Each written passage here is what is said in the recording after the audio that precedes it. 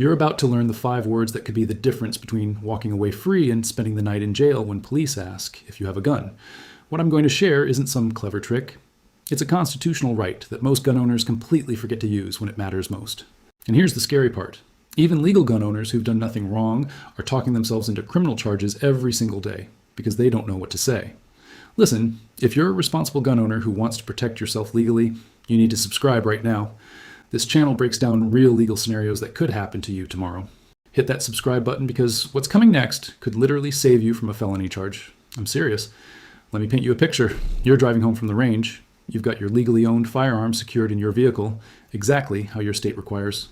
A cop pulls you over for a broken taillight. Nothing serious. Then comes the question that makes your heart race. Do you have any weapons in the vehicle?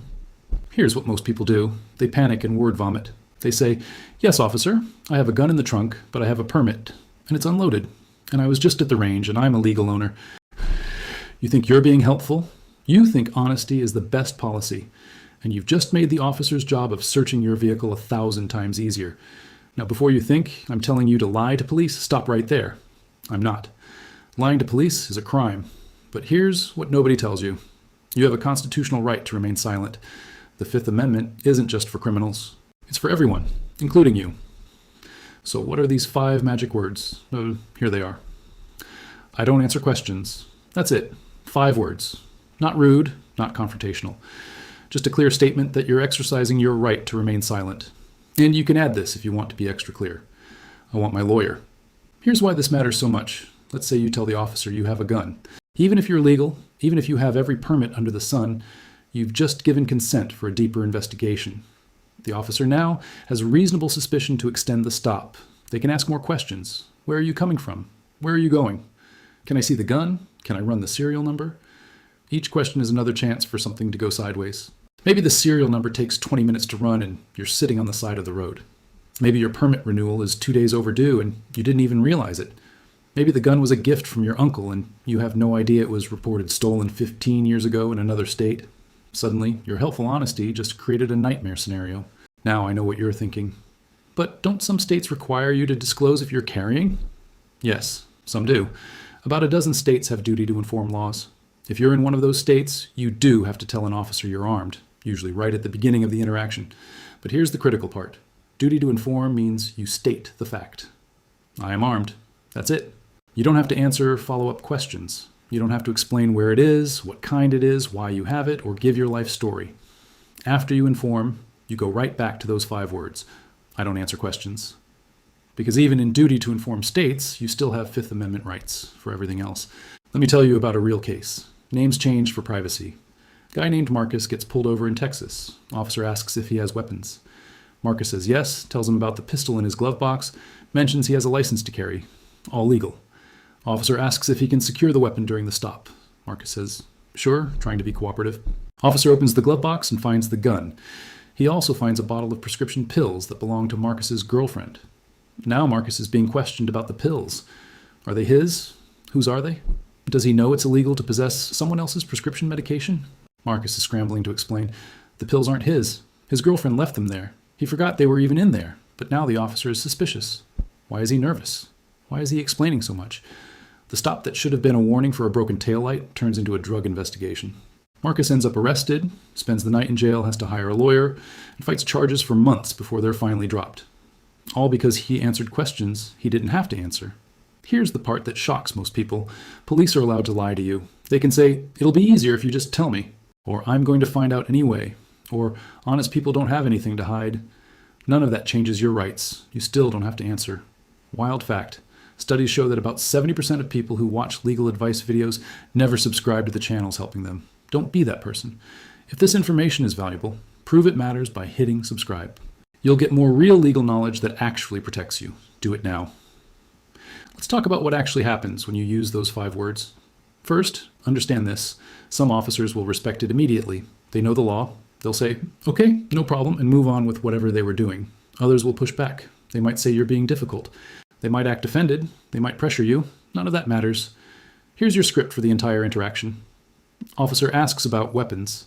If you're in a duty to inform state, you say, I'm armed, or I have a firearm. Then immediately follow with, I don't answer questions and I want my lawyer. Officer asks where the gun is. I don't answer questions. Officer asks if you have a permit. I don't answer questions. Officer asks why you won't answer. I'm exercising my Fifth Amendment right to remain silent. Stay calm, stay polite, but stay firm. You're not being rude. You're using a constitutional right that exists specifically for situations like this. Now here's where people mess up. They use the 5 words, then the officer keeps talking, and they think staying silent means they can't say anything at all. Wrong. You can and should assert your rights clearly. Silence can actually be used against you in court if you didn't explicitly invoke your Fifth Amendment rights. So say it out loud. I'm invoking my Fifth Amendment right to remain silent, and I want a lawyer. Then stop talking. Can the officer still search your car? Maybe. If they have probable cause, or if your state allows certain searches during traffic stops, yes. But here's the difference. Without your statements, they have to rely on what they can see and prove independently. They can't use your own words against you. Let me give you another real scenario. A woman named Jennifer gets pulled over late at night. Officer asks the usual questions, then asks, do you have anything illegal in the car? Any drugs, weapons, large amounts of cash? Jennifer has $2,000 in cash in her purse. She just sold her car earlier that day. Completely legal money. But she panics when he mentions cash and says, I have money, but it's legal. I just sold my car. Officer now wants to know more about this money. How much? Where is it? Can he see it? Can she prove where it came from? Jennifer shows him. She's trying to prove she's innocent. Officer calls for a K-9 unit because large amounts of cash can indicate drug activity. The dog alerts on her purse. Turns out the cash came from a buyer who probably had drugs near it at some point, leaving trace amounts. Now Jennifer is fighting civil asset forfeiture. The police seize her $2,000 and she has to hire a lawyer to fight to get her own legal money back. All because she answered a question she didn't have to answer. If she'd said, I don't answer questions, the officer never knows about the cash. No dog, no seizure, no problem. You seeing the pattern here? Answering questions doesn't protect you. It exposes you. Now let's address the elephant in the room. But I'm a law-abiding citizen. I have nothing to hide. Shouldn't I just cooperate? Here's the truth. The justice system isn't perfect. Good people get caught up in bad situations all the time. Cooperation sounds noble until your cooperation is the evidence being used to prosecute you. Think about it this way. If a doctor told you that you needed surgery, you'd want to know why, what the risks are, what happens if you don't do it. You'd get a second opinion. You wouldn't just say, sure, cut me open, I trust you. Your legal rights work the same way. Just because an officer asks doesn't mean you have to give them access to information that could hurt you. Here's another thing people don't realize. Anything you say can be misheard, misremembered, or misrepresented. You say, I think it's in the trunk. Officer writes in his report, suspect stated the firearm was in the trunk. Later, you find out it was actually under the seat. Now there's a discrepancy. The prosecutor argues you lied. Your credibility is shot, all because you were trying to be helpful. The worst feeling? Sitting in an interrogation room realizing that everything you said trying to help yourself actually made things worse. And by then, it's too late. Subscribe now so you never miss updates on protecting your rights. Seriously, do it right now. These legal situations change all the time and you need to stay informed. Let's talk about traffic stops specifically, because that's where most of these interactions happen. When you get pulled over, you have to provide your license, registration, and insurance. That's it. That's the legal requirement. Everything else is voluntary. The small talk? Voluntary. Questions about where you're going? Voluntary. Questions about what you're doing? Voluntary. Questions about weapons? In most states, voluntary. Here's a perfect response to a traffic stop. Officer approaches. You roll down your window, keep your hands visible, and wait for them to speak first. They ask for license and registration. You provide it. They ask, do you know why I pulled you over? You say, I don't answer questions. They ask, where are you coming from? You say, I don't answer questions. They ask, have you been drinking? You say, I don't answer questions and I want my lawyer. Is this going to make the officer happy? Probably not. Might you still get a ticket? Yeah, probably. But you know what you won't get? Tricked into admitting something that turns a traffic stop into an arrest. Here's what happens in a lot of cases. Officer pulls you over for speeding. During the conversation, they ask casual questions. You mention you're coming from a friend's house. They ask what you were doing there. You say watching the game and having a few beers. Boom.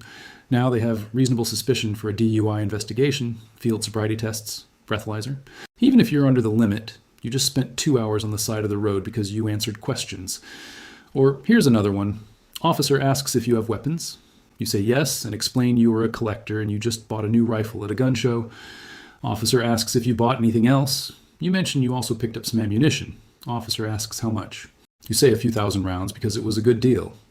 Now the officer is wondering why someone needs a few thousand rounds. Are you a potential threat? Should they investigate further? What started as a traffic stop is now a situation. None of that happens if you just say, I don't answer questions. Let me be crystal clear about something. I'm not anti-police.